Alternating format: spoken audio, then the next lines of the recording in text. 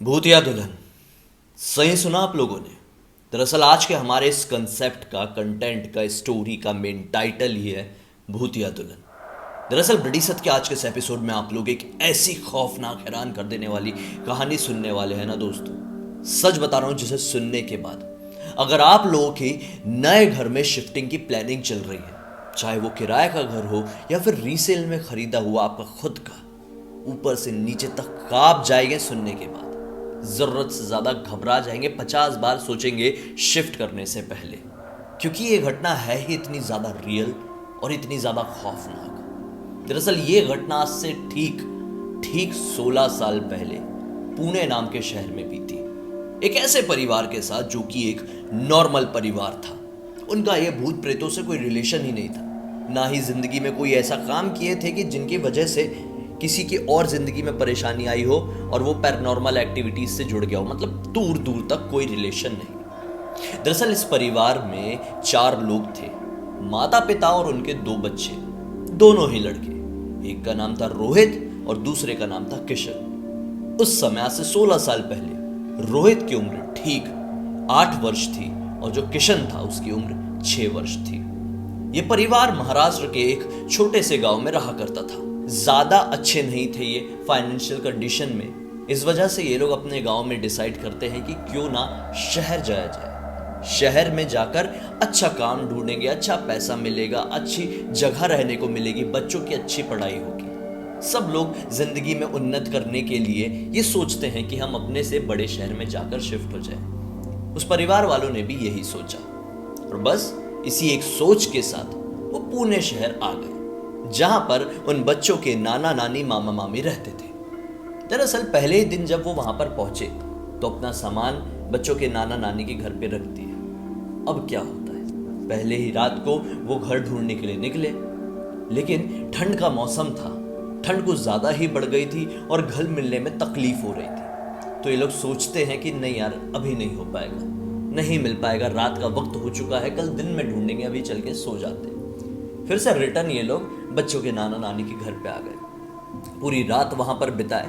उसके बाद जब अगला दिन निकला तब किसी एक काम के चलते, मतलब इंटरव्यू कह लो या फिर किसी भी चीज के चलते, जो बच्चों के पिताजी थे उनको वहां जाना पड़ा।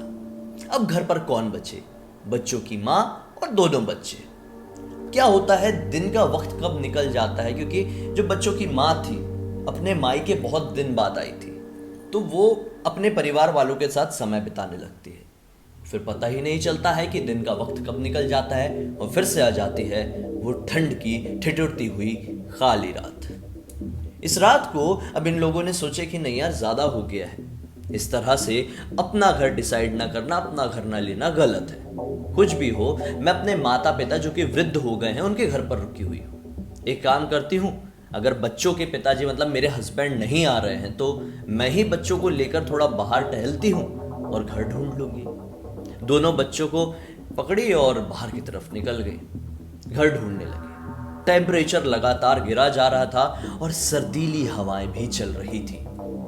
ये घर ढूंढते ढूंढते कितनी आगे आ गए इन्हें पता भी नहीं चला। रात के तकरीबन 9:45 बज रहे थे और एक एक करके ये घर ढूंढे जा रही थी, लेकिन घर मिलने के कोई आसार नहीं मिल रहे थे। अब क्या होता है, इस वजह से इनका मूड थोड़ा अपसेट हो जाता है। दोनों बच्चे थे, उनको भी ठंड लग रही थी। अब सोचे कि आज भी इसी तरह से वापस लौटना पड़ेगा, आज भी कोई किराए का घर नहीं मिला। जब ये उदास मन लिए वापस लौटने वाली थी कि इन्हें एक बूढ़ी औरत मिलती है। ये बूढ़ी औरत अजीबोगरीब दिखाई दे रही थी, नॉर्मल नहीं। इसके सफेद खुले बाल थे और इसने केवल एक रंग यानी कि लाल रंग की साड़ी पहनी हुई थी, लाल रंग की ब्लाउज पहनी हुई थी और एक बड़ा सा टीका ऐसा जो होता है उस तरह का लगाई हुई थी, बिंदी।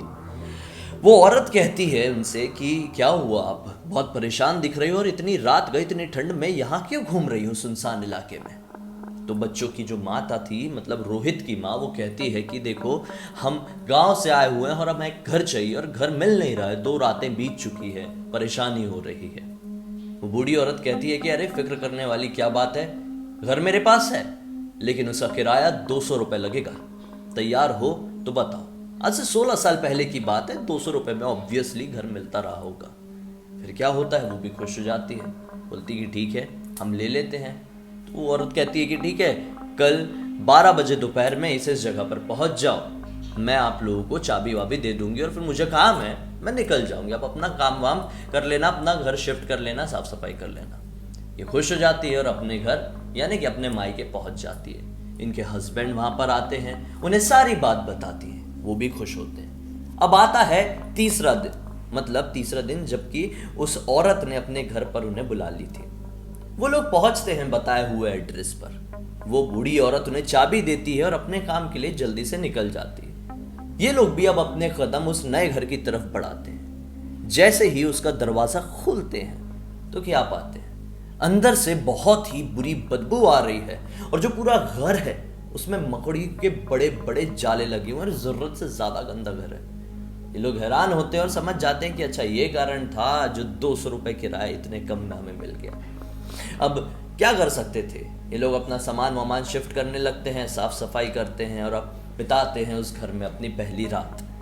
पहली रात जब वो बिताते हैं तो पहली रात बड़ी ही अनकंफर्टेबल थी, किसी को भी नींद नहीं आती है। सुबह का वक्त आता है तो सोचते हैं थोड़ा टहलते हैं, भाई नीचे सामान वामान क्या मिलता है जाके देखते हैं। सुबह जब निकलते हैं तो आसपास के 2 पड़ोसी मॉर्निंग वॉक करते हुए इन्हें दिखाई देते हैं, दोनों हस्बैंड वाइफ को। हस्बैंड वाइफ से कहते हैं कि आप इस घर में शिफ्ट हुए हैं। हस्बैंड वाइफ कहते हैं कि बिल्कुल सही पकड़े हैं आप। लेकिन इसके जवाब में पड़ोसी क्या कहते हैं, पड़ोसी कहते हैं कि आप क्यों इस भूत बंगले में, भूतिया घर में शिफ्ट हुए हैं। ये एक मनहूस घर है, ये एक भूतिया घर है, यहाँ पर एक चुड़ैल का साया रहता है। इन लोगों को लगता है कि यार क्या बोल रहे हैं, ऐसा थोड़ी होता है, हम एक तो इतना सस्ते में घर मिला है, कोई घर नहीं मिल रहा था, ये मिल गया, हम इनकी बात में नहीं आएंगे, इनको जाने दो।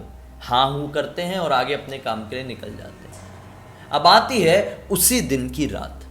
इस रात को इन्हें नींद आती है और सभी लोगों को अजीबोगरीब सपने आते हैं, बहुत ही मतलब डरावने और अजीब सपने। कैसे होते हैं आप लोग समझ चुके होंगे, मुझे इसको एक्सप्लेन करने की कोई ज़रूरत नहीं है ना। अब क्या होता है, तीसरा दिन भी आता है, इस रात में भी लोगों को नींद तो आती है लेकिन गंदे अजीब सपने। अब उसी रात को जो बच्चा था रोहित, वो पानी पीने के लिए उठता है। क्या पाता है कि घर में किसी की मौजूदगी है। कैसे मौजूदगी है, क्योंकि इनके घर पे जो पानी का मटका रखा हुआ था वो अपनी जगह से जगह चेंज कर चुका था। सोने से पहले इसने देखा था कि अपनी ही जगह पर रखा हुआ है, लेकिन उठने के बाद इसने देखा कि जगह चेंज कर चुका है। इसे पता था कि मेरे यहाँ पर आने के बाद कोई और किचन में नहीं आया है, तो इसने अपनी जगह कैसे बदला। ये थोड़ा सा घबराया, बोला कि कैसे हो रहा है ये, चलो ठीक है जाने देते हैं, सोने चले गए। अब धीरे धीरे करते करते किसी और के होने का एहसास इन लोगों को होने लगा। फिर एक दिन की बात है, सभी लोग सो रहे थे, अचानक से रोहित की आंखें खुली और उसे दिखाई दिया कि एग्जैक्टली उसका जो ऊपर वाला पंखा है, ठंड का समय था जैसे मैंने आप लोगों को बताया, तो पंखा बंद था। जैसे उसकी आंख खुली तो क्या पाया कि पंखे से एक लाल साड़ी में औरत लटक रही है। ये देखकर घबरा गया और अपनी आंखें तुरंत बंद कर लिया। बोला कि क्या बोलूं, किसको उठाऊं, बुरा सपना भी तो हो सकता है। फिर 5 मिनट बाद वापस से अपनी आंख खोला तो वापस से वो औरत दिखाई दी। अब ये घबरा गया, भगवान का नाम लिया और वापस से सो गया। था तो 8 साल का बच्चा ही, डरेगा, ऐसी सिचुएशन में तो बड़े बड़े डर जाए। अब क्या होता है, इसके अगले ही दिन इसकी माँ को भी लाल साड़ी वाली औरत अपने घर पर दिखाई देती है किचन में। उन्हें कुछ समय के लिए ऐसा लगा कि मेरा वहम है, लेकिन वो सच्चाई थी। अब उसी के अगले दिन क्या होता है, जो रोहित का छोटा भाई था किशन, सभी लोग सो रहे थे, अचानक से किशन की नींद खुलती है और उसे रोने की आवाज सुनाई देती है किसी की। वो उठ के जाता है बाहर वाले कमरे की तरफ और पाता है कि मेन दरवाजे की तरफ चेहरा करके उसकी माँ बैठी हुई है और जोर जोर से रो रही है, सिसक सिसक के।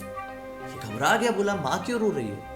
ये माँ माँ करते आगे बढ़ता कि अचानक से उसको पीछे से अपनी माँ की आवाज आती। ये घबरा गया, बोले यहाँ तो बैठकर रो रही थी, अभी मेरे पीछे से कैसे आवाज आई अंदर वाले कमरे से।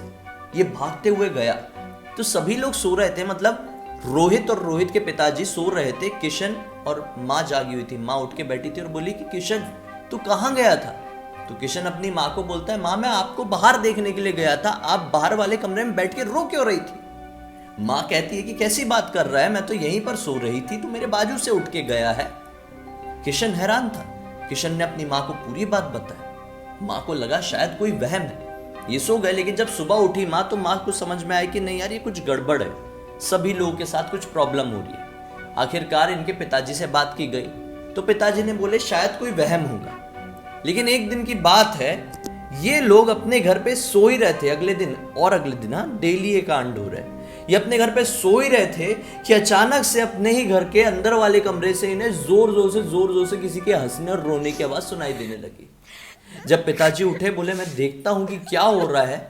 ये उठ के गए ही हैं, बाथरूम का दरवाजा खोले ही हैं तो पाए हैं कि जमीन में ना एक ऐसी सफेद साड़ी पहन के ऐसी औरत लेटी हुई है और अजीब तरीके से रो रही है। इसका चेहरा लिटरली बहुत ही ज्यादा डरावना था, कोई देख ले तो ऊपर से नीचे तक कांप जाए, हिल जाए, सिहर जाए। ये तुरंत ही दरवाजा बंद किया और भागते हुए आए। जैसे तैसे करके ये पूरी रात वहां पर बीती और सुबह जब ये नीचे पड़ोसियों से बात करने गए, क्योंकि पड़ोसियों ने ही तो बताए थे, तो पड़ोसियों ने बोले कि देखो भाई इस घर में एक औरत ने, नई नवेली दुल्हन ने पंखे में लटक के अपनी जान दे दी थी। कारण किसी को पता नहीं चला कि ऐसा क्यों की थी, लेकिन उसके बाद से ये घर हो गया मनहूस। लोगों को इस घर के आसपास से निगेटिविटी आने लगी और कई बार एक लाल साड़ी पहनी औरत भी दिखाई देने लगी।